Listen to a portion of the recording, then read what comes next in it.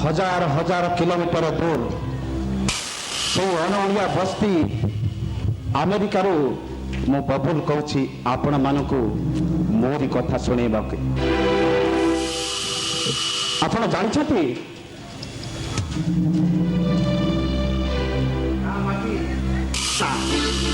यही जन नुह गाँ माटीर जन देखापी केवे आपण चाहते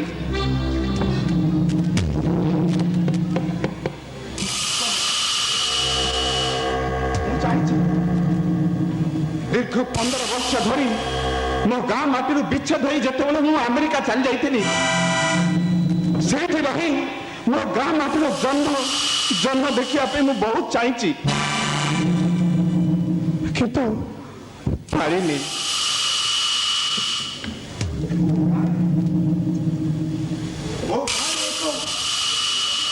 सान संसार मोर एक सान भौणी अच्छी मोर मोर जेजे अच्छा बुढ़ा बापा जेजे मो बापा अच्छा मो माँ अच्छा हेले मु कौन से केवे देखा चाहूनी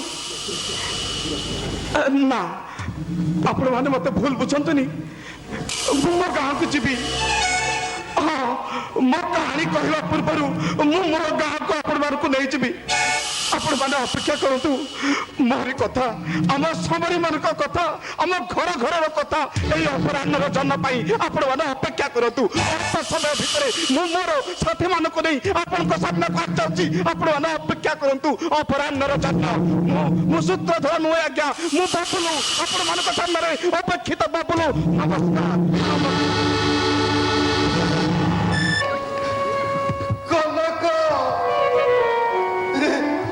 किए कुआरे गलरे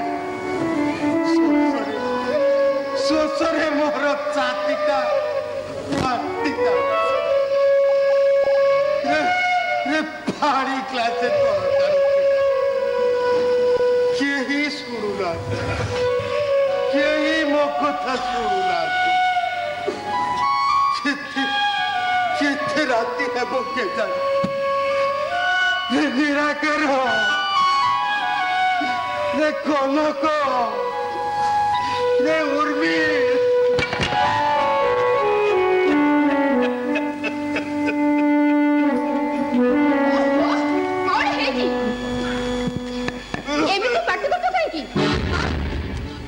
दुसुनी कान को तो सुबुनी जहाँ हराण करने को तो कलोनी ता बोली मनुष्य उठे रात्रि को शहीद होना ओहो मनुष्य ये पाप करते के जानी नाइलो माँ ये बयसर गप कहवा पाई कौन मोर मन अच्छे किए माँ उर्मी कि रे उर्मी हाँ तम गप न सुनिले हमको जमते निद होनी हेनी उर्मी नुह मोहती कनक कनक चाहे केमती पार्टी करथलो जी हां ना तुम किए कहले से खटु एठी उठा हां किछि नाही जे माँ ए खटटा असना हे जाइतला आउ शोषरे मोर तंटीटा सुखी जाउती केते डाकिली केई सुनिना एति पाई भाबिली बहुत भलो कलो ताकि बहुत भलो कलो एबे सेमिता से सोई पड़ो सकाळ देखिबा हां पानी दरकार थिला पर नियो ओहो नियो हां दे किंतु फटोटा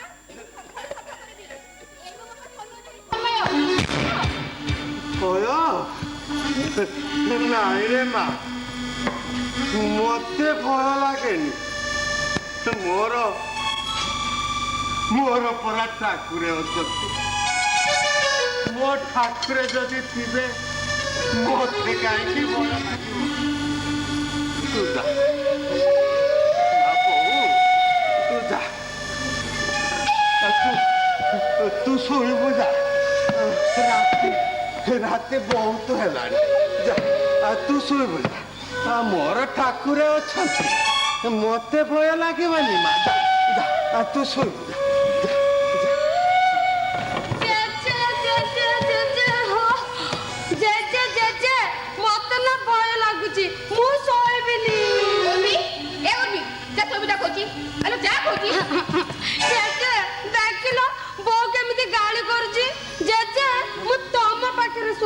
ହଁ ମା ଶୋଇବି ସେଇଟା ସେ ଖଟକୁ ଯାଅ ନା, ସେଇଟା ପୁରା ଅପରିଷ୍କାର ହୋଇଯାଇଛି।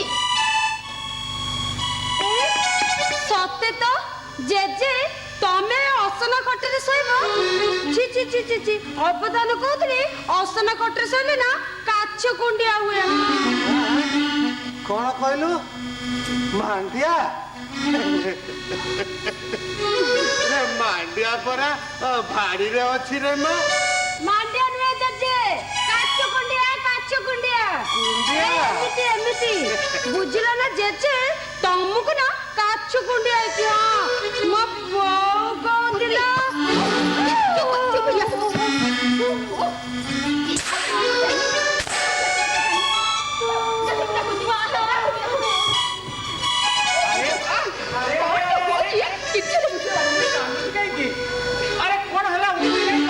କାନ୍ଦୁଛି ତମ ଗୁଣତ ବାପାଙ୍କ ପାଇଁ, ବୁଝିଲ?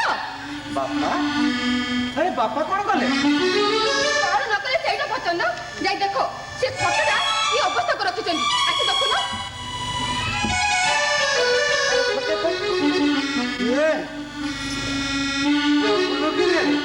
ନାଇଁ ନାଇଁ, ମୁଁ ନିରାକାର। ବାପା ଟିକେ ଠିଆଲ। ନିରାକାର ଆସିଲୁ ବାପା, ଭଲ କହିଲୁ। ତତେ ଗୋଟେ କଥା କହିବି ବୋଲି ମନେ ମନେ କେଦିନ ମୋ ମନ କହୁଛି ସେ ନିଶ୍ଚୟ ଆସିବ, ମୋ ବବୁଲ ନିଶ୍ଚୟ ଆସିବ। ଏ ନିରାକାର ନିରାକାର, ମୁଁ ଶୁଣୁଛି। ଏଇ ପୁରୋହିତକୁ ଡାକି ତା ପାଇଁ ଦିଟା ପୂଜା କରିଦେଲୁନି ବାପା? ମୋ ମନ କହୁଛି ସେ ଆସିବ, ତୁ ଦିଟା ପୂଜା ତା ପାଇଁ କରିଦେଲୁନି? ହଉ କରିଦବା। ରାତି ପାଇଲେ ମୁଁ ପୁରୋହିତକୁ ଡାକି ଆଣିବି। ଡାକିବୁ? ମୁଁ ଶୋଉଛି।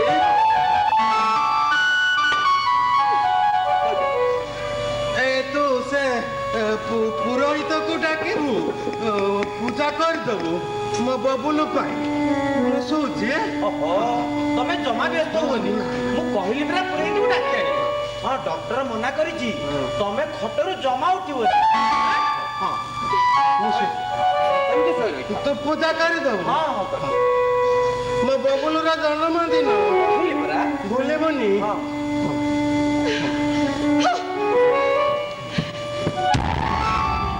ଏ ପାଲା ଏମିତି ଘରେ କେତେ ଦିନ ଚାଲିଥିବ? ହଁ, ଟିକେ ସମ୍ଭାଳି ହୁଅ ଭଲା। ଯେତେ ହେଲେ ବି ସେ ପୁରା ଆମ ବାପା। ବହୁତ ସମ୍ଭାଳିଣି। ଏମିତି ଆଉ ନୁହଁ। କାହିଁକି? ତମେ କଣ ବାପାଙ୍କର ଏକୁଟିଆ ପୁଅ? ତାଙ୍କର ତ ଆଉ ଗୋଟେ ପୁଅ ବି ଅଛି। ସେ ଖାଇ ମଜାରେ ବୁଲିବ, ଆଉ ବାପାଙ୍କର ସବୁ କଷ୍ଟ ଆମେ କାହିଁକି ଉଠେଇବା?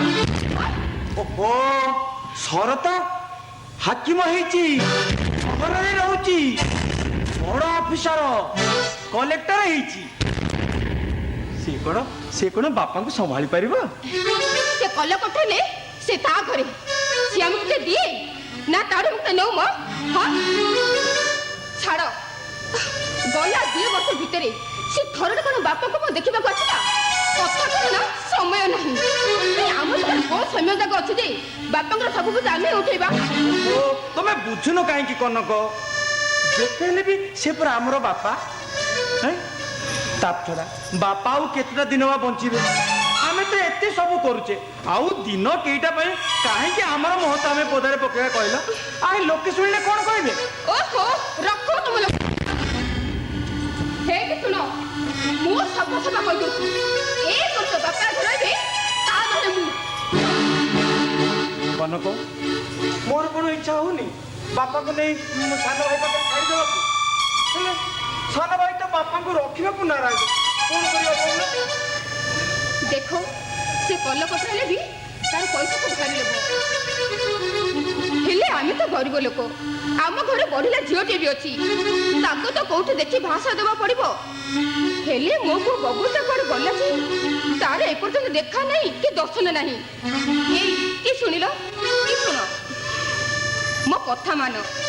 ଆମେ ଏତେ କଷ୍ଟରେ ଦଗଞ୍ଜେଇ ଚଳିବା ଅପେକ୍ଷା ସାନ ଭାଇ ହଁ କରୁ କି ନାଇଁ କରୁ, ବାପା ବାପାଙ୍କୁ ନେଇ ତମେ ସେଇଠି ପକେଇ ଦେଇ ପଳେଇ ଆସ ନା କଣ କହୁଛ?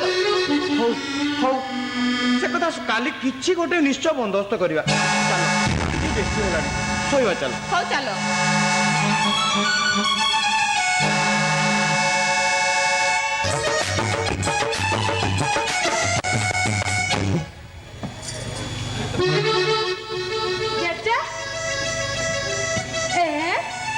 ଜେଜେ କଣ ଆଜି ଶୋଇଛନ୍ତି? ଜେଜେ ଏ ଜେଜେ ଜେଜେମା ଓହୋ ତମେ ତ ସବୁଦିନ ସକାଳୁ ଉଠି ଭଜନ ଗାଅ ଆଜି କେମିତି ଶୋଇଛ ଯେ? ଜେଜେ ଉଠ ନହେଲେ ମୁଁ କାନ୍ଦିବି। ଜେଜେ ଉଠ। ଜେଜେ ଜେଜେ ତମ ଦେହ କଣ ତାତିଛି? ଜେଜେ ଉଠ ଉଠ। ବବୁଲ କିରେ ନାଇଁ ଜେଜେ ମୁଁ ବବୁଲି ରେ ମୁଁ ଉର୍ମିଳା ଉର୍ମିଳା। ହଁ ଜେଜେ ତମକୁ ନା ଜ୍ୱର ହେଇଛି। ହରେ ମା ଏ ଦେହଟା ଟିକେ ତାତିଛି। ତୁ ଜମା ବ୍ୟସ୍ତ ହନ ସେ କଣ ବୋଲି ମା ଉର୍ମି ଆଜି ପରା ମୋ ବବୁଲୁର ଜନ୍ମ। ମୋ ମନ କହୁଛି ସେ ନିଶ୍ଚୟ ଆସିବ। ତୁ ଯା ଘରେ କେତେ କାମ ଅଛି। ଘରେ କାମରେ ଟିକେ ବହୁତ ସାହାଯ୍ୟ ଯା। ନାଇଁ ମୁଁ ବୋଉ ପାଖକୁ ଯିବିନି ବୁଝିଲ ଜେଜେ। ବୋଉ ପାଖକୁ ଗଲେ ନା ବୋଉ ମତେ ନା ଖାଲି ଗାଳି କରୁଛି। ତା ଛଡା ତମକୁ ପୁରା ଜ୍ୱର ହେଇଛି ମୁଁ କେମିତି ଯିବି କହିଲ? ଜେଜେ ତମ ପାଇଁ ଗୋଟେ ଆମ୍ବୁଲ ଆଣିଛି ମୁଁ ବି ଗୋଟେ ଖାଉଛି। ଆମ୍ବୁଲ ଆମ୍ବୁଲ ତମ ଜ୍ୱର କାଟିକି ନା ଭାରି ଭଲ ଲାଗେ। ଜେଜେ ତମେ ଏଠି ବସି ଆମ୍ବୁଲ ଖାଉଛ ମୁଁ ଯାଉଛି ତମ ପାଇଁ ଡାକ୍ତର ବାବୁଙ୍କୁ ଡାକିକି ଆଣିବି। ଆସୁଛି। ଉର୍ମି ଏମିତି ଦୌଡୁଛି କିଲୋ? ଦୌଡ଼ିଆ କଣ ମନେ କି? ତୁ ପୁରା ସାନ ପିଲାଟେ ମତେ କହିଲେ ତତେ କାଖେଇକି ନେଇଯିବି। ହେଇଟି ମୁଁ ନା ଆଉ ସାନ ପିଲା ହେଇ ରହିନି। ମୋ ବୋଉ କହୁଥିଲା ମୁଁ ଗୋଟେ ଏଡ ବଡ ହେଇଗଲିଣି। ଦେଖୁନା ମୁଁ କେମିତି ନୂଆ ଶାଢୀ ପିନ୍ଧିଛି ଅଳତା ଲଗେଇଛି ମୁଣ୍ଡ କୁଣ୍ଡାଇଛି ଚୁଡ଼ି ପିନ୍ଧିଛି ବୁଝିଲ।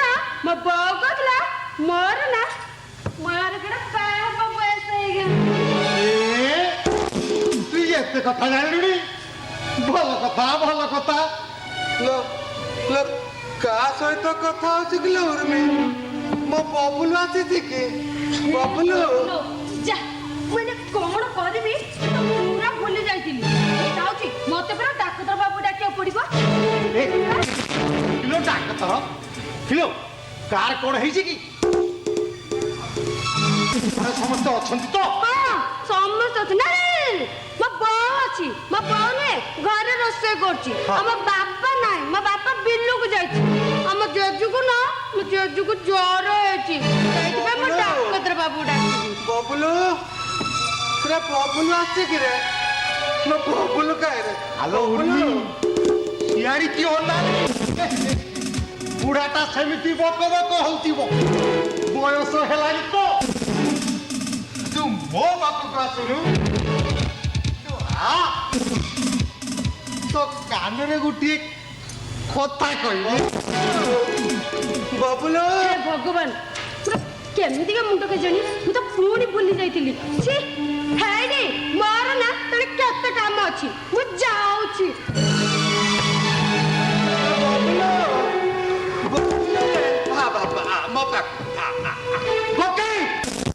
ଏମିତି ବବୁଲୁ କାହିଁକି ହଉଛ? ସେଟା ମଲା କି ଗଲା ତାର ତ ଠିକ ଠିକଣା ନାହିଁ। ଖାଲି ବବୁଲୁ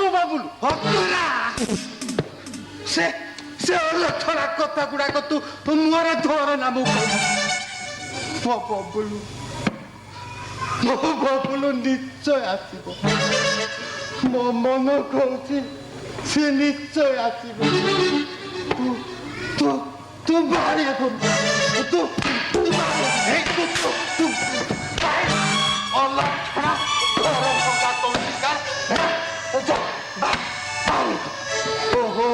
ବାହାରେ କଣ ହେଇଛି ବାପା? ପାଟି କଣ ହେଇଛି? ହାଁ? ବୋଉ ବୋଉ ସେ ସେ ସେ ଘର ଭଙ୍ଗା ଅନ୍ତରାଟାକୁ ଏ ଘରୁ ତୁ ବାହାର କରିଦେ। ସେଇଟା ସେଇଟା ଭଲ ଲୋକ ନୁହେଁ, ତାକୁ ବାହାର କରିଦେ। ଆରେ ଆପଣ କେତେବେଳେ ଆସିଛନ୍ତି? ବୁଝିଲ ଉର୍ମିଳା ବୋଉ, ଇଏ ବୁଢା ତାର ମୃତ୍ୟୁ ଭ୍ରମ ହେଲାଣି। ଏଟା ତ ମରୁଣି ଅନ୍ୟ ମାନଙ୍କୁ ମାରୁଛି। ଯେତେବେଳେ କାହାକୁ କଣ କହୁଛି କିଛି ଜଣା ପଡୁନି। ତାକୁ କେତେ ଛାଡ଼ନ୍ତୁ, କୁହନ୍ତୁ କଣ କଣ ପାଇଁ ଆସିଥିଲେ? ନାଇଁ କିଛି ନାହିଁ ଯେ ଏମିତି ଟିକେ ବୁଲିବାକୁ ଚାଲି ଆରେ ଆସିଥିଲି। କହୁନାହାନ୍ତି କଣ ପାଇଁ? କଣ କହିବାର ଥିଲା ପରା? ନାଇଁ ନାଇଁ ଥାଉ ଥାଉ। କହୁନାହାନ୍ତି କଣ ପାଇଁ? ଓହୋ, କହିଲେ ପରା। ଏଇ ସେ ଘର ଭଙ୍ଗା ଅତରଟା ଗଲା ନା ନାଇଁ, ତାକୁ ଘରୁ କାଢିଦେ। ସେଇଟା ଭଲ ଲୋକ ନୁହଁ, ସେଇଟା ଘର ଭଙ୍ଗା ଟାଉଟ। ଠିଆ ହେଲେ କାହିଁକି? ଥାଉ ଥାଉ, ମୁଁ ପୁଣି କେତେବେଳେ ଆସିବି। ନାଇଁ ନାଇଁ କହୁନାହାନ୍ତି କଣ କହିବାର ଥିଲା ପରା? କୁହନ୍ତୁ। କିଛି ନାହିଁ ଯେ ଥାଉ। କହିଲେ ପରା, କହୁନାହାନ୍ତି କଣ ପାଇଁ? କଣ କି ଉର୍ମିର ବୋଉ, ମୁଁ ଉର୍ମିର ବାହାଘର ବିଷୟ ହବା ପାଇଁ ବାହାଘର କଥା?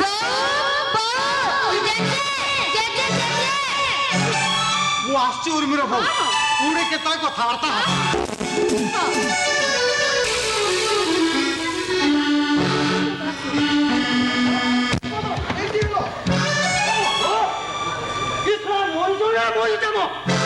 ରାସ୍ତା ଦେଖି ଠିକ ହଁ ସତ୍ୟନାଶ କରିଦେଲା। ଆରେ ଡାକ୍ତର ବାବୁ, ଆପଣଙ୍କୁ କିଏ ଡାକିଛି? ମୁଁ ଡାକିଲି। ତୁ ଡାକିଲୁ? ହଁ। କିଲୋ କଣ ପାଇଁ? ତୁ ଜାଣିନୁ ମୋ ଜେଜୁକୁ ଜ୍ୱର ହେଇଛି, ଆଉ ସେଇଥିପାଇଁ ଦେଖୁନୁ ଯାଇକି ଦେଖେ ତାତିରେ କେମିତି କଇ ଫୁଟୁଛି। ମୁଁ ସେଇଥିପାଇଁ ଡାକ୍ତର ବାବୁ ଡାକିଲି। ହଉ, ବହୁତ ଭଲ କଲୁ। ଉର୍ମି, ଘର ଭିତରକୁ ଯା, ଡାକ୍ତର ବାବୁ କହି ଭଲ ପାଣି ଦେଷ୍ଟ ନେଇ ଆସ। ଯା। ପାଣି? ଡାକ୍ତର ବାବୁ ମୋ ଜେଜୁକୁ ଦେଖୁଥାନ୍ତୁ, ମୁଁ ପାଣି ନେଇକି ଆସୁଛି। ହଁ, ତୁ ଯା। ଆରେ ଯା। ପେସେଣ୍ଟ ଉଠାଇ ଧର ତ।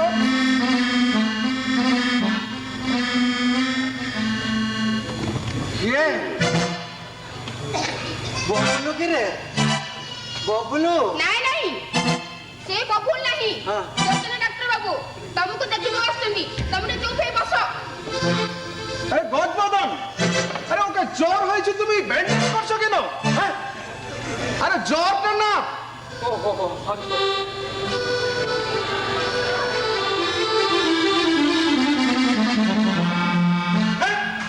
আরে মুখে দে কি করছো তুমি, আমি কিছু বুঝতে পারি না। আরে মুখে দে।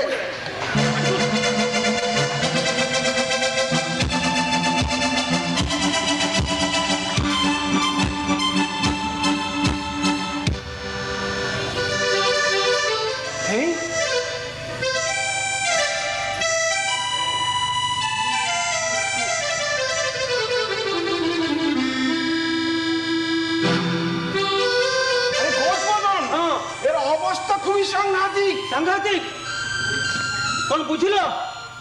বুড়াঙ্কর অবস্থা ভারী সাংঘাতিক। কি সাংঘাতিক? গজবদন, নাড়ি গুলো চলছে না। চলছে না? ওহো, বুড়াঙ্কর নাড়ি গুলো চালুনি। এ নাড়ি মধ্যে চলুনি? চলছে কিন্তু না চলার মতন। চালুছি কিন্তু ন চালিলা ভরি।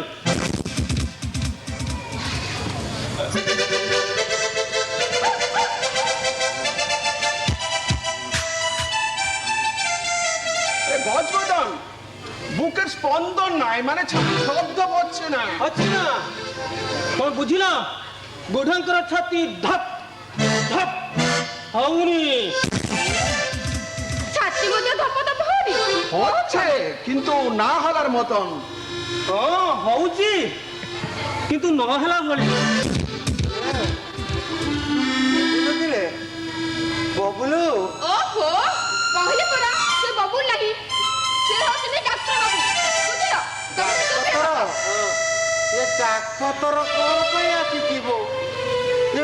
ମୋର କଣ ହେଇଛି? আরে কি না হয়েছে আপনার? জ্বর, পায়খানা, কাশ। ଓହୋ, କଣ ନ ହେଇଛି ତମର? ଜ୍ୱର, ଝାଡା, କାଶ। ନାଚ? ଓହୋ, ସାଲାଟା କଣ? ମୁଁ ନାଶ ଖାଇନି ବାବୁ। আরে নাশ নাই, কাশ।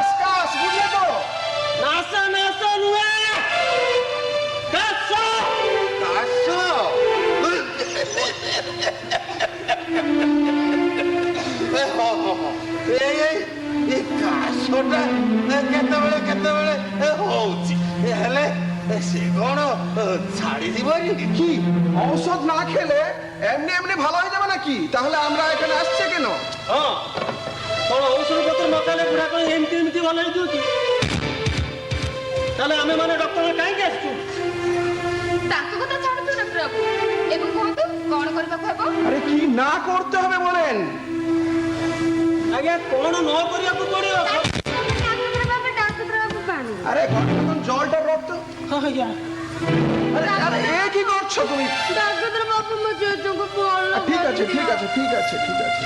ଡାକ୍ତର ବାବୁ ଆପଣ ଯେ କଣ କହୁଛନ୍ତି ମୁଁ କିଛି ହେଲେ ବୁଝିପାରୁନି। বুঝলেন তো? এ বৃদ্ধের শেষ অবস্থা এসে গেল। ବୁଢଙ୍କର ଶେଷ ଅବସ୍ଥା ଆସିଗଲାଣି। ଶେଷ ଅବସ୍ଥା ମୋତେ ଆସିଗଲା। জেজেଙ୍କର শেষ অবস্থা আসিগলা তাই তো আমি বলছি বৃদ্ধের যাওয়ার সময় এসে গেল। ସେଇଟା ତ ଡକ୍ଟର ବାବୁ କହୁଛନ୍ତି ବୁଢଙ୍କର ବର୍ତ୍ତମାନ ଯିବାର ସମୟ ଆସିଗଲା। ଯିବାର ସମୟ ମୋତେ ଆସିଗଲା। ବହୁତ ଭଲ ହେଲା। জেজে କୁଆଡେ ଯିବେ? ଓହୋ ମୁଁ ଚୁପ ରହ କହୁଛି। আচ্ছা দেখুন আমি যাই যাই বলছি তাই তাই করেন, বুঝলেন তো? গজবদন একটু ভালোভাবে বলে দে। ହଁ ଡକ୍ଟର ବାବୁ ବର୍ତ୍ତମାନ ଯାହା ଯାହା କହୁଛନ୍ତି ସେଇଆ ହିଁ କର। শুনেন এক্ষুনি এই পেশেন্টকে নিয়ে আমার নার্সিং হোমে ভর্তি করতে হবে। তাড়াতাড়ি 2-4টা স্যালাইন দিতে হবে, বুঝলে তো? দরকার পড়লে রক্তবি লাগবে।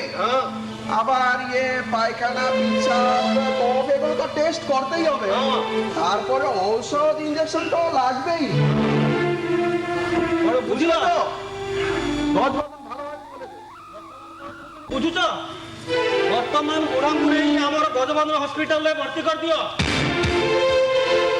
ଆଉ ସେଠାରେ ରକ୍ତ ତାଙ୍କୁ ଚଢେଇବାକୁ ପଡିବ, ସାଲାଇନ୍ ମଧ୍ୟ ଚଢେଇବାକୁ ପଡିବ। ତା ମଳ ମୂତ୍ର କଫ ଏସବୁ ପରୀକ୍ଷା କରିବାକୁ ପଡିବ। ଆଉ ତାପରେ ଔଷଧ ଇଞ୍ଜେକ୍ସନ ଇତ୍ୟାଦି ଇତ୍ୟାଦି ତ ସବୁ ଲାଗିବ। ଏତେ ସବୁ କରିବାକୁ ହେବ, ଆମ ପାଖରେ ତ ପଇସା ବି ନାହିଁ। আচ্ছা আচ্ছা আচ্ছা আচ্ছা আরে রে রে আচ্ছা ডাক্তার বাবু এই টঙ্কাটা না মতে কেতে দিন হেলানি। আরে 1 টাকা নাই 500 টাকা লাগবে। অতি কমে 500 টাকা লাগবে, বুঝলে তো? এই টঙ্কাটা নিয়ে মো জেজেଙ୍କୁ ଭଲ ডাক্তার বাবু নিয়ন্তু। উর্মি কেডা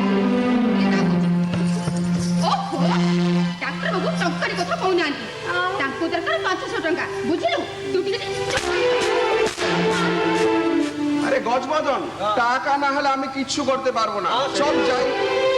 চল ବୁଝିଲ ଆଉ ପଇସା ପତ୍ର ଯଦି କିଛି ନାହିଁ ଆମେ ଆଉ କିଛି କରିପାରିବୁ, ଡକ୍ଟର ଆଉ କିଛି କରିପାରିବୁ। ଆମେ ଚାଲିଲୁ। ହଉ ଆପଣଙ୍କ ଇଚ୍ଛା। চল যাই। ডাক্তার বাবু ডাক্তার বাবু বড় দর্জি ডাক্তার বাবু মো জেজেଙ୍କୁ ଭଲ କରିଦିଅ। মো জেজেଙ୍କୁ গাড়ি বাঁচি ପାଇଲେ। মো জেଜেଙ୍କୁ ଗାଡି ବାଞ୍ଚି ପାଇଲେ। କହୁଛି ମো ଜେଜେଙ୍କୁ ଭଲ କରିଦିଅ। ମୁଁ ତାଙ୍କୁ ହାତ ଧରୁଛି। ମୁଁ ତାଙ୍କୁ ଗୋଡ଼ ଧରି ଧରୁଛି। ମୋ ଜେଜେଙ୍କୁ ଭଲ କରିଦିଅ। ମୁଁ ବୁଝେଇ କହିବି ଡକ୍ଟରଙ୍କୁ ଡାକ୍ତର ମା କାନ୍ଧ ବନ୍ଦ। ଜେଜେ ଓହୋ ଝିଅଟାକୁ ଆଜ୍ଞା ଏ ଝିଅଟା ମାନେ ଏତେ ଅଳି ଅଝୁଟି କରୁଛି ଆଜ୍ଞା, ଆଉ ଦେଖିଲେ ସମ୍ଭାଳି ହଉନି। ଆଉ କିଛି ତାର ବୁଦ୍ଧି କିଛି ବୁଝନ୍ତୁ ଆଜ୍ଞା। ঠিক আছে। আরে গজবদন একটু কাগজ নিয়ে আসতো।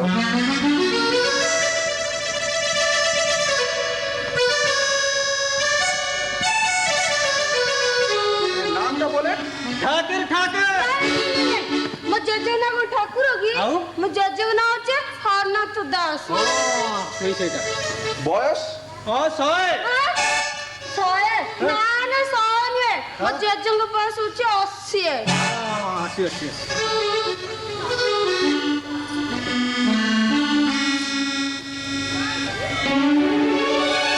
গজবদন একটা কাজ কর। বুঝলি তো?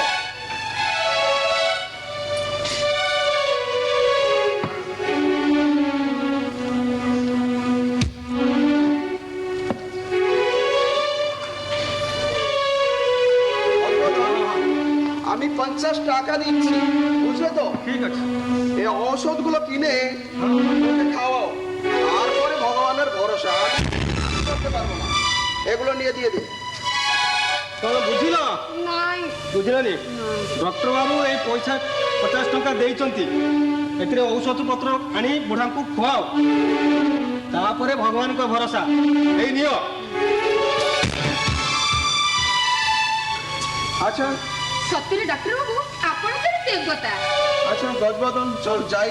ହଁ ଚାଲ, ଚାଲ ଆମେ ଚାଲିଲୁ। আরে তোমার যাওয়ার কিছু দরকার নাই, তুমি তোমার দাদুর কাছে থাকো, বুঝলেন তো? তোমার দাদুর কাছে থাকো। ତମ ଜେଜେ ପାଖରେ ବସିକି ମାଲିସ କରୁଥାଅ। আমি আসি।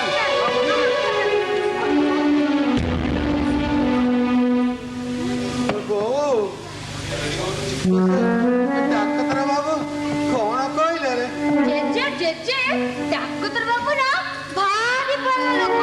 ତମେ ଭଲ ହବା ପାଇଁ ଔଷଧ କିଣିବା ପାଇଁ ବୋଉକୁ ଦେ, ବୋଉକୁ ଆମର ହେ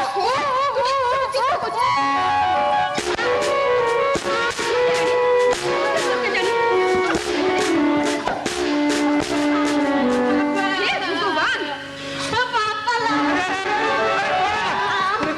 ଆରେ ଉର୍ମି କାନ୍ଦୁଛୁ କାଇଁ? କାଲି ସବୁବେଳେ ପାଠ ହଉଛି। ନାଇଁ ମା, ତୁ ତୁନି ପଡେ, ମୁଁ ବୋଉକୁ ମାରିବି। ତୁ ତୁନି ପଡେ, ମୋ ସୁନା ପିଲାଟା ପରା। ये की कथा है पढ़िला झियोटा उपरे को हाथ उठाउछ हाँ टिके अझट है पारे किंतु एटा या दोष नुह यही ग्रह दोष मंगल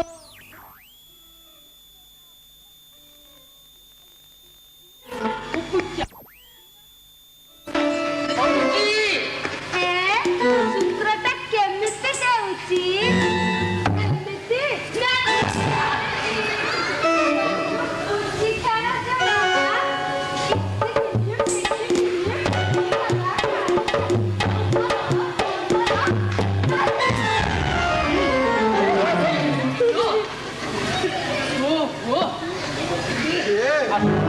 ববুলু রে ববুলু রে ববুলু আসিকি রে? ନାଇଁ ବାପା, ବବୁଲୁ ନାଇଁ, ପୁରେଇତେ ଆସିଛନ୍ତି। ଉର୍ମି ତୁ ଟିକେ ସେ କହୁଛି ପୁରେଇତେ ଆସିଛନ୍ତି। ଦେଖେଇଲ ତମ ହାତ। ବାତ ହେ ନା ନା ମତେ ବାତ ହେଇନି, ହେଇ କେତେବେଳେ କେତେବେଳେ ଟିକେ ଜ୍ୱର କାଶ ହଉଛି, କହିଲି बात नुहे हाथ हाथ का टिके देखाओ ହାତ हाँ ଏ ମୋ ହାତ କାହିଁକି ଦେଖିବ ବାବୁ? ଏ ଆଜି ପରା ବବୁଲୁର ଜନ୍ମଦିନ, ଏ ତା ପାଇଁ ଟିକେ ପୂଜା କରିଛି। पूजा ହଁ क्यों पूजा करने का कहना ବାପାଙ୍କ କଥା ଛାଡ଼ନ୍ତୁ ଗୋସିଂ, ଟିକେ ହାତଟା ଟିକେ ଦେଖନ୍ତୁ। ତାଙ୍କ କଥା ଛାଡ଼ନ୍ତୁ ପୁରେତେ। ଏବେ ବାପାଙ୍କ ହାତ ଦେଖି କହିଲେ ବାପା ଆମର କେବେ ଯିବେ?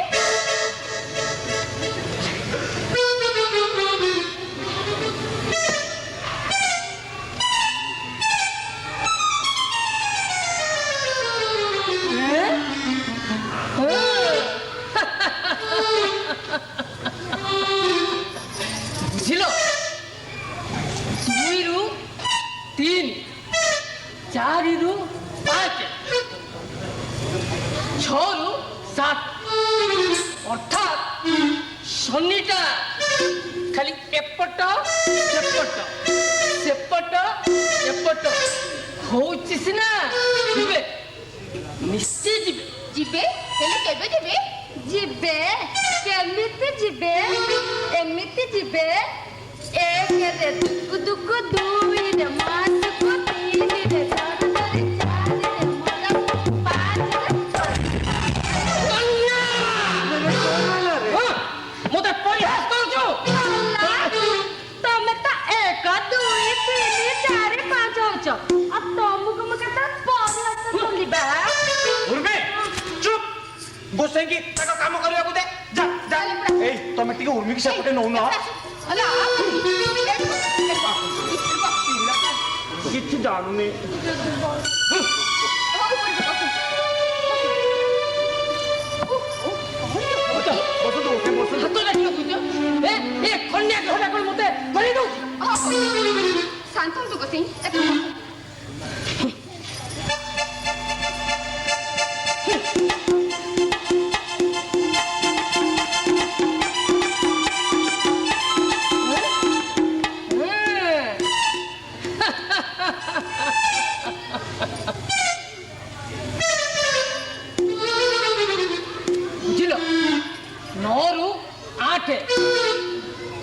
7 ରୁ 6 5 ରୁ 4 ଅର୍ଥାତ୍ ରାହୁଟା ଖାଲି ପଇତରା ମାରୁଛି। କଷ୍ଟ, ଭାରି କଷ୍ଟ। ମୋ ଜେଜେଙ୍କୁ କଷ୍ଟ ହବ ନାହିଁ। ଖାଲି କଷ୍ଟ ନୁହେଁ କନ୍ୟା, ମହା କଷ୍ଟ। ତା ସାଙ୍ଗକୁ ମାନହାନି, ଅର୍ଥ ବ୍ୟୟ, ପ୍ରାଣ ପୀଡ଼ା। ଗୋସେଇ ଟିକେ ଭଲେ କି ଦେଖି କହିଲ, ଏମିତି ଆମକୁ ଏଇ ଦଶା ଆହୁରି କେତେ ଦିନ ଅଛି? ଓହୋ, ସିଧାସଳଖ ପଚାର ହିଁ ବାସ୍ତବ ଉପରେ କେବେ ମରିବେ? नहीं कभी याद आए ना तो मैं हाथ देखी कोची को ना मारिबे काय काय तो हाथ देखी कोची तमे केबे मारिबो କନ୍ୟା, ମରଣକୁ କେହି ରୋକି ପାରିବ ନାହିଁ। ତେଣୁ ଶାସ୍ତ୍ର କହିଲା, ମହିମଣ୍ଡଳେ ଦେହ ବହି ଦେବତା ହେଲେ ମରାଇ। ତା କଥା ସାଇଡ୍ ପୁରେଇତେ ସେଟା ଗୋଟେ ଶୁଦ୍ଧ ବାୟାଣ୍ଡା। ଆଚ୍ଛା ପୁରେଇତେ ବାପାଙ୍କ ହାତ ଦେଖି କହିଲେ ବାପା ଆମର କେବେ ମରିବେ? କର କୋଷ୍ଠୀ କପାଳର କଥା ନ ଦେଖିଲେ କହିବି କେମିତି?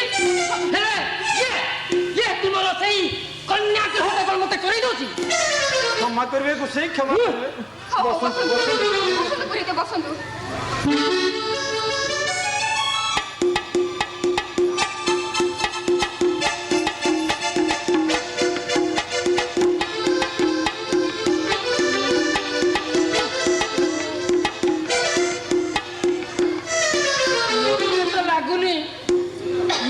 ଶୀଘ୍ର ଯିବେ ବୋଲି। ତାହେଲେ ଆମକୁ କଣ କରିବାକୁ ହଉଛି? କହୁନାହାନ୍ତି କଣ କରିବାକୁ? ଅଛି, ଉପାୟ ଅଛି, କିନ୍ତୁ ଉପାୟ ଅଛି? ଉର୍ମି, ଏ ଉର୍ମି, ଭିତରୁ ଯା କହୁଛି। ନା ମୁଁ ଯିବିନି। ଯା କହୁଛି। କିଲୋ କାହିଁକି ଯିବୁନି? କାହିଁକି ଯିବୁନି? ଏ ପୁରେ ଦେଲେ ନା ଗୋଟେ ମଣିଷ ଚପଗ ମୁଁ ତାକୁ କେବେ ଛାଡ଼ିନି। କେବେ ଜେଜେକୁ ଖାଇଯିବ।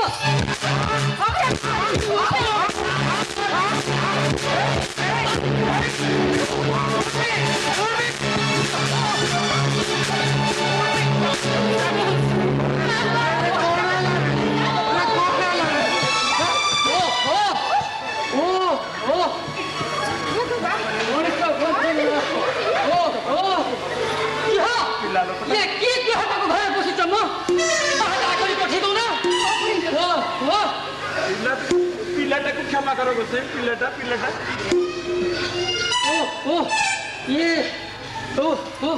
ମଣିଷ ଗୋଟେ ବଡ ଗ୍ରହ କବଳରୁ ମୁକ୍ତି ପାଇଲା।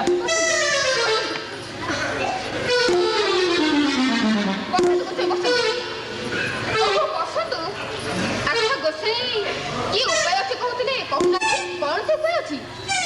ଏକ ମହାଯଜ୍ଞ କରିବାକୁ ପଡିବ।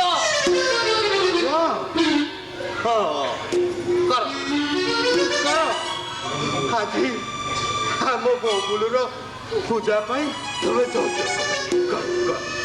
କର। ଏ ଯଜ୍ଞ କଲେ କେତେ ପଇସା ଖର୍ଚ୍ଚ ହବ? ଏଇ ଟଙ୍କା 5,000 ଲାଗିବ। 5,000 ଟଙ୍କା? କିହ ଏ ଟଙ୍କା 5,000କୁ ଡରିଲେ ହବ? ଯେତେ ସବୁ ଭୂତ, ପ୍ରେତ, ଡାହାଣୀ, ଚିଗୁଣି, ଗ୍ରହ, ନକ୍ଷତ୍ର ସମସ୍ତଙ୍କୁ ଡକେଇ ଏଠି ମୁହିଁ ଲଢ଼େଇ ହବ। ଛୁଟିଆ କଥା ଭାବୁଛ? ନାଇଁ ଗୋସେଇ, ଏତେ ସବୁ କରିବା ପାଇଁ ଏଇନା ହବନି, ପରେ କେତେବେଳେ ଦେଖିବା। ଠିକ ଅଛି, ତମର ଯାହା ଇଚ୍ଛା।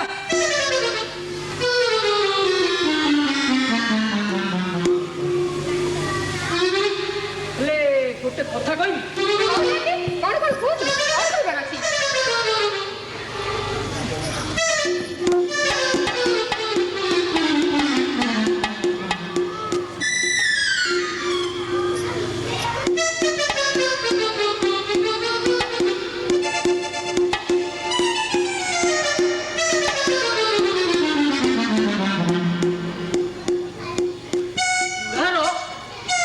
ଘଟିକାଟା କୋଉଠି ଲଟକି ଯାଇଛି। ହେଲେ କଣ କରିବାକୁ ହବ? ତାକୁ ଦାନା ଦେଇଦିଅ, ଆପେ ଆପେ ଏ କି କଥା କହୁଛନ୍ତି ଗୋସାଇଁ? ଭଲ ମଣିଷଟା ଭଲରେ ଅଛି, ଯିଏ ଥାଉ ଥାଉ ଏମିତି ଦାନ। ପାଠ ବଦଳି ଗଲାଣି, ତମେ ଅଛ କୋଉଠି? ଗୁଡ଼ାର ଯଦି ମାଉଁସ ଖାଇବାକୁ ଇଚ୍ଛା ଥିବ ତେବେ ଖାସି ଛେଳିଟିଏ ଦାନ ଦେଇଦିଅ। ବୁଢ଼ାର ଯଦି କ୍ଷୀର ପିଇବାକୁ ଇଚ୍ଛା ଥିବ ତେବେ ଗୋଟେ ଦୁଧିଆଳି ଜର୍ସି ଗାଈ ଦାନ ଦେଇଦିଅ। ତା ଛଡ଼ା ସୁନା ମୁଦିଟିଏ, ପାଟ ଯୋଡ଼, ବସ୍ତାଏ ଅରୁଆ ଚାଉଳ, କଦଳୀ କାନ୍ଦି, ପଣେ ନଡ଼ିଆ ଇତ୍ୟାଦି ଇତ୍ୟାଦି ଭଲ ବ୍ରାହ୍ମଣଟିଏ ଦେଖି ଦେଇଦିଅ। ଏ ସବୁ କରିବାକୁ କେତେ ଖର୍ଚ୍ଚ ହବ? ଖର୍ଚ୍ଚ ତୁମ କଥା ତ ବୁଝିପାରୁଛି, ତେଣୁକରି କହୁଛି ନା ଗୋସାଇଁ। ହେଲେ ଅତି କମରେ ଟଙ୍କା 3000 କଥା। 3000 ଟଙ୍କା? କେତେ ଟଙ୍କା ଲାଗିବ? କିହ ତେଲ ଖଣିକି ନବ, ମୁଣ୍ଡକୁ ନବ, ତେବେ ଏଇ ବୁଢ଼ାଟା ଡାଉରୁ ଚାହିଁ ପାଇବ କେମିତି? ନାଇଁ ନାଇଁ ନାଇଁ ଗୋସାଇଁ, ଏତେ ସବୁ କରିବା ପାଇଁ ବଳ ନାହିଁ। ନାଇଁ ଆଉ କେତେବେଳେ ଦେଖିବା, ଏଇନା କିଛି ହେଇପାରିବନି। ତାହେଲେ ମୁଁ ଯାଉଛି, ତମ କଥା ତମେ ବୁଝ। କି କଥା ମାନେ ହ ଗୋଟେ ପଇସାର କାମ ହେଲା।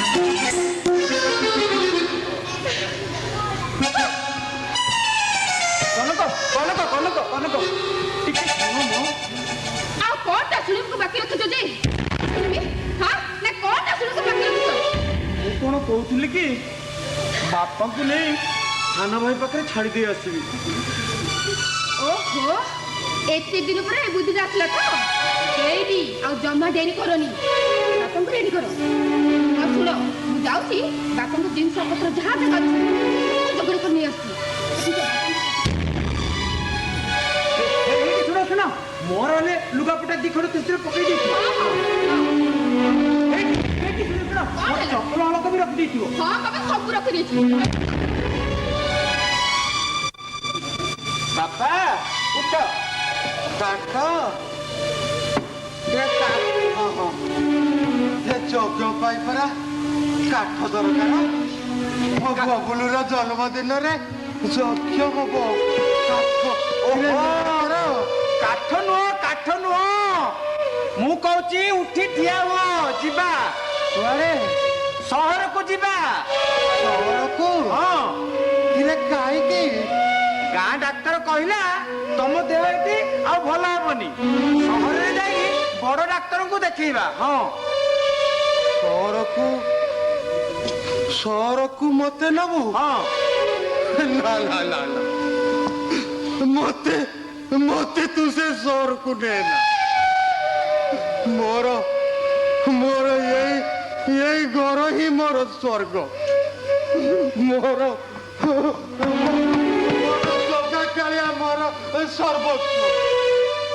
ମୋର ଠାକୁର ଅଛି ତ ମୋର ସବୁ। ଜଗା କାଳିଆ ମୋର ଅଛି ତ ମୋର। ତମେ ମୋ ପାଇଁ କେହି ଚିନ୍ତା କରନି। ନା ନା, କେହି ଚିନ୍ତା କରନି। ହଁ, ଚିନ୍ତା କରିବୁନି ତ, ସବୁଦିନ ଖାଲି ଗୋମୂତ୍ର ଘାଣ୍ଟି ହଉଥିବୁ। ହେଇଟି ଶୁଣ, ଟିକେ ଶୁଣ। ଡାକ୍ତର ବାବୁ କହିଛନ୍ତି ତମ ରୋଗ ଏଇଠି ଭଲ ହବନି, ସହରକୁ ଗଲେ ଭଲ ହବ। ଓହୋ, ଆଟାକୁ ଝିଅ ଛୁଆ ଭଲ।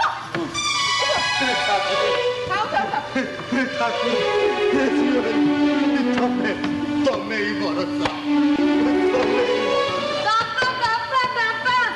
ତମେ କୁଆଡେ ମୋ ଜେଜୁକୁ ଧରିକି ଯାଉଛ? ମୁଁ ସହରକୁ ଯାଉଛି। ସହରକୁ? କଣ ପାଇଁ? ଜେଜେଙ୍କ ଦେହ ପରା ଭଲ ନାହିଁ, ସହରରେ ବଡ ଡାକ୍ତରଖାନାରେ ଦେଖେଇବା। ହଁ। ବାପା, ମୁଁ ଯିବି। ନାଇଁ ନାଇଁ ନାଇଁ ନାଇଁ, ତୁ ଆସିଲେ ତ ଅସୁବିଧା ହେଇଯିବ। ତା ଛଡା ଆମେ କଣ ସହରରେ ରହିବା ପାଇଁ ଯାଉଛୁ? ଜେଜେ ପଳେଇ ଆସିବେ। ହଁ, ଜେଜେଙ୍କ ଦେହ ଭଲ ହେଲେ ତାକୁ ନେଇ ଆସିବି ନା। ଏତେ ଭଲି ହେନା ମ, ଘରକୁ ଚାଲ କହୁଛି।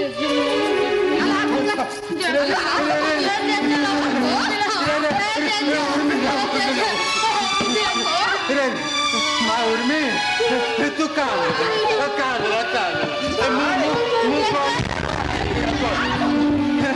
निराकार रे कोण এটা কেতে কাঁদু ও ভারী অজটিটা আছে ତମେ କାହିଁକି ବକ୍ତବ୍ୟ କହିଲ ତାକୁ ଟିକେ ସମ୍ଭାଳ ବହୁ ଆଉ ତାକୁ ମାର ଧର କରନି ସେ କେତେ ଭଲ ଅମକ ଅଛି ନା ସେ କଥା କହି ସେ ବୁଝିବନି ତମେ ଚାଲିଲ ତମେ ଚାଲ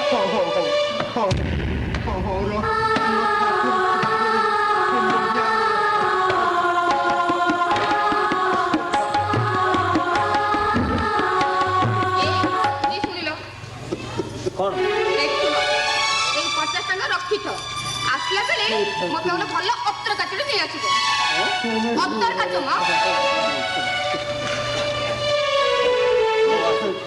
এই শুনো নিয়ে আসবি এই মনে করে নিয়ে আসবো যেମିତି ଖୋଲା ଯିବ ବୁଝିଲ ନା ମନ ଏଇ କଥାଟା ଆମେ 7 ଥର କହିବ ନା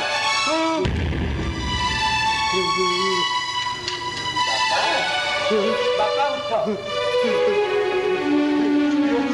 ନଗଲେ କଣ ହବନି ତମେ କାହିଁକି ଏମିତି ଅବୁଝାଉଛ କହିଲ ମୁଁ ପୁରା ସାଙ୍ଗରେ ଅଛି ହଉ ଚାଲ ତୁ କଣ ଆଉ ମାରିବୁ ଚାଲ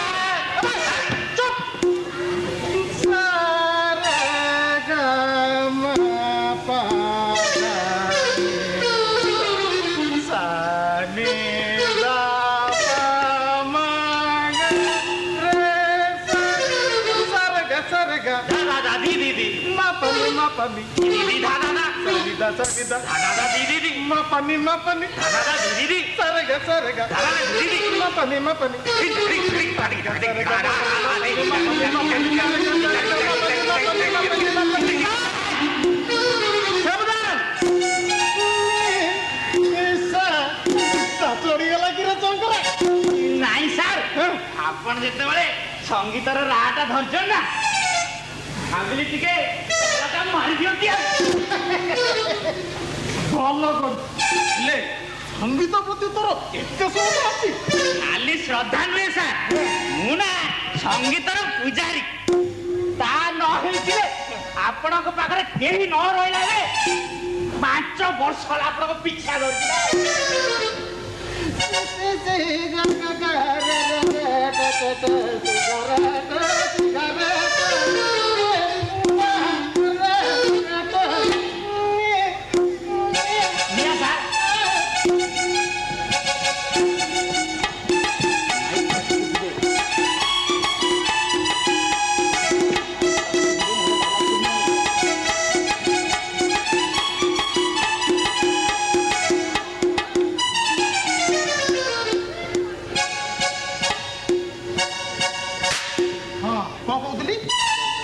ସଙ୍ଗୀତ ବିଷୟ ସାର୍ ଆମେ କୋଉ ବିଷୟରେ କଥା ହଉଥିଲେ ସଙ୍ଗୀତ ସାର୍ ସଙ୍ଗୀତ ନାଇଁ ଆଉ ଗୋଟେ କଥା ଅଛି ମନେ ଚୋର ଚୋର ଡକାୟତ କଥା ସାର୍ ଇଏ ଚୋର ଡକାୟତକୁ ଧରିବାଟା କିଛି ବଡ କଥା ନୁହଁ ସେଇଟା ଯିଏ ବି କରିପାରେ ଦେଖେ କିନ୍ତୁ ସେମାନଙ୍କୁ ପରିବର୍ତ୍ତନ କରିବାଟା ହଉଛି କାର୍ତ୍ତିକର ପାଠ ଯୋଉଟା କି ମୁଁ ସଙ୍ଗୀତ ମାଧ୍ୟମରେ କରୁ କି ମହାନ ସାରା ହେଲେ ତାର ଆପଣଙ୍କୁ ଗୋଟେ ହେଲେ ପ୍ରମୋସନ ମିଳିଲାନି ଏଇଟା ଗୋଟେ ଅନ୍ୟାୟ କଥା ସେ ପ୍ରମୋସନ କଥା ସେ ପ୍ରମୋସନ କଥାଟା ଭାବିଲାଣି ମୁଣ୍ଡ କଣ ହେଇଯାଉଛି ମୁଁ କଣ କହୁଥିଲି ସଙ୍ଗୀତ କଥା ସାର୍ ଅସଲ ସଙ୍ଗୀତ ହଉଛି ଆତ୍ମାର ସ୍ୱର କୋଉଠର ସ୍ୱର ଆତ୍ମାର ସ୍ୱର ଶୁଣିବୁ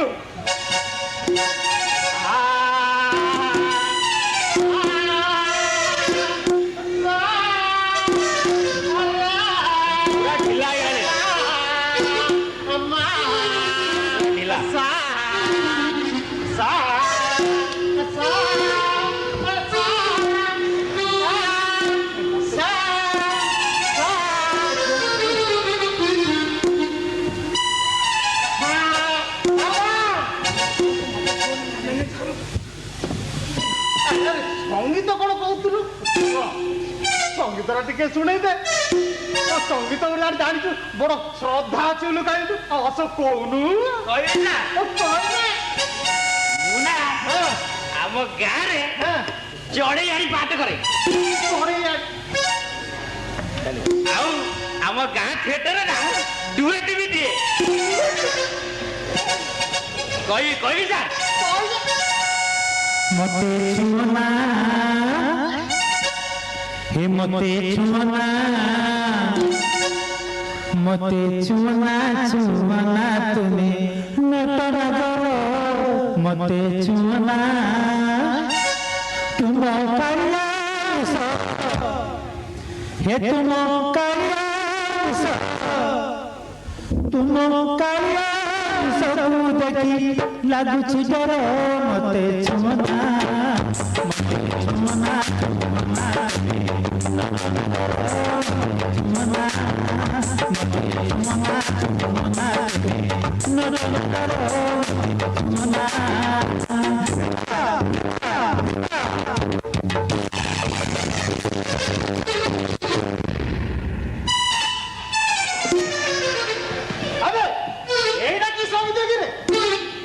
ସଙ୍ଗୀତର ଆକର୍ଷଣରେ ରୁମ ବି ଟାଙ୍କୁରି ଉଠିବ ଗଛ ପତ୍ର ଫୁଲ ଫଳ ପକ୍ଷୀ ପଶୁ ମେଘ ବର୍ଷା ଏପରିକି ଚୋର ଡକାୟତିରେ ଆପଣ ଛାଇ ଦୌଡ଼ି କିନ୍ତୁ ସାର୍ ଇଏ ଗତ 5 ବର୍ଷ ହେଲା ଆପଣ ତ ଗୋଟେ କି ଚୋର ଡକାଏ ଧରି ପାରିଲେନି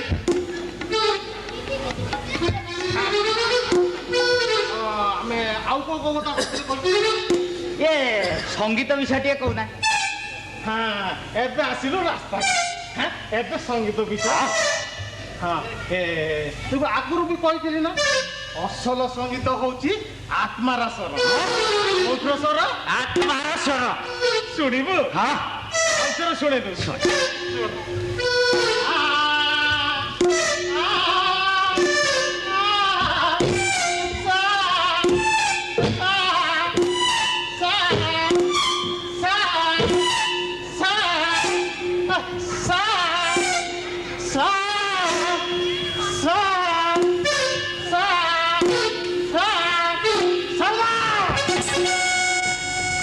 ସଙ୍ଗୀତରେ ବାଧା ସୃଷ୍ଟି କରି ମୁଁ ତତେ ଆଜି ହତ୍ୟା ନ କରି ଛାଡୁ କିଛି କରିନି ସାର୍ ମୁଁ କିଛି କରିନି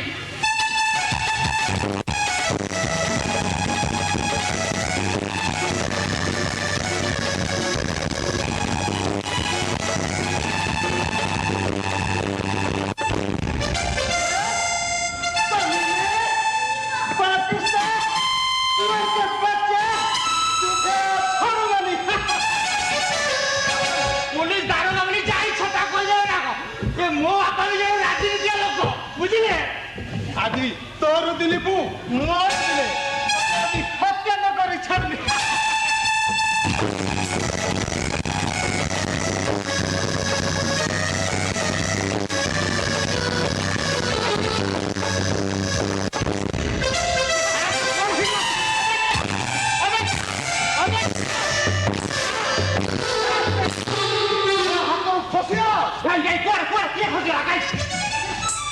ଏବେ କଣ ଅନ୍ଧ ହେଇଛୁ ନା କଣ ଦେଖିପାରୁନୁ କେମିତି ମୋ ରକ୍ତ ଶୋଷି ମୋ ଚାରିପଟେ କିନା ମରି ତ ଚିଗିଲଉଛି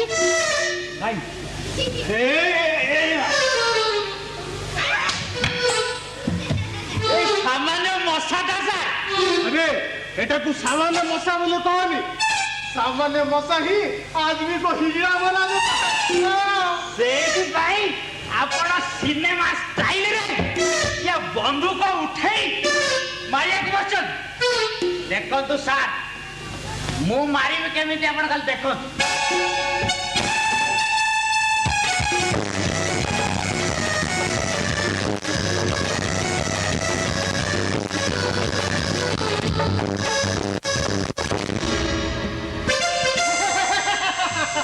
ସାବାସ୍ ସାବାସ୍ ତୋ ବାହାଦୁରକୁ ଦେଖି ମୁଁ ତତେ ତାରିଫ ନ କରିପାରୁନି ଦେଶର ଉନ୍ନତି ଏବଂ ସଙ୍ଗୀତର ଅଭିବୃଦ୍ଧି ପାଇଁ ଏ ମଶାମାନଙ୍କର ବିନାଶ ଅନିବାର୍ଯ୍ୟ ଏମାନେ ହିଁ ଦେଶର ଅସଲ ଶତ୍ରୁ ସେଥିପାଇଁ ऊपर महल को तो प्रमोशन में सिफारिश कर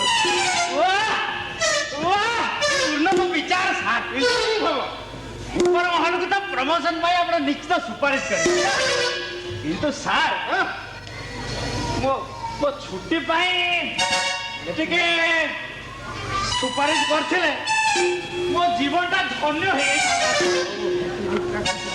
अबे छुट्टी पुणी कहीं छुट्टी गाँव को जाइलु पुणी कहीं छुट्टी ନା